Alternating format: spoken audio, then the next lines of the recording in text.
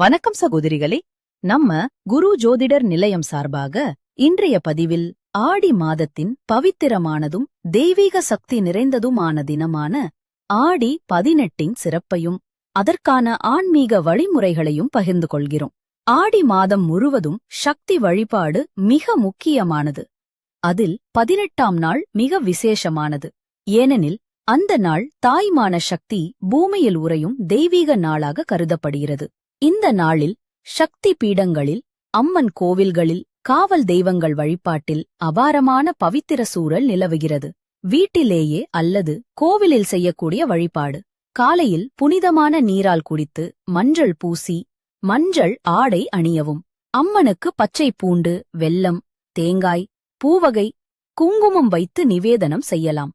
ஓம் சக்தி பராசக்தி என்று 108 முறை ஜபம் செய்யவும். விருப்பப்பட்டால் சக்தி கோவில் தாலி பெருக்கி வழிபாடிற்கான முறைகள்.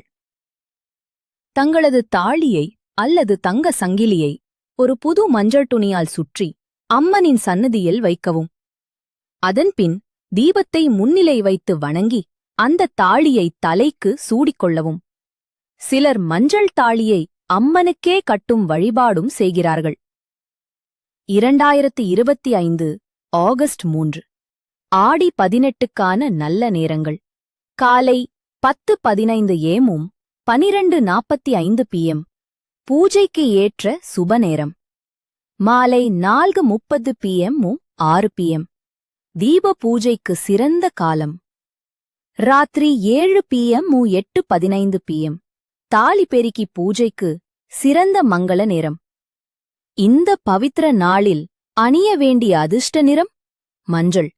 மஞ்சள் நிற ஆடை அணிவது குடும்ப பாக்கியத்தை அதிகரிக்கும். சாத்வீக பரிகாரமாக பசுமாட்டிற்கு பசுப்பு வெல்லம் கொடுப்பது அல்லது கோவிலில் பச்சை பந்தலுடன் அம்மனுக்கு பொது வழிபாடு செய்வது நல்விழிப்புணர்வையும் அமைதியையும் தரும். இந்த தெய்வீக சக்தி நிறைந்த நாளில் உங்கள் மனசாந்தி பெருக, குடும்பத்தில் சந்தோஷம் நிலவ, கணவன் மனைவி ஒற்றுமை வலுப்பெற என் அன்பான வாழ்த்துக்கள். ஓம் சக்தி.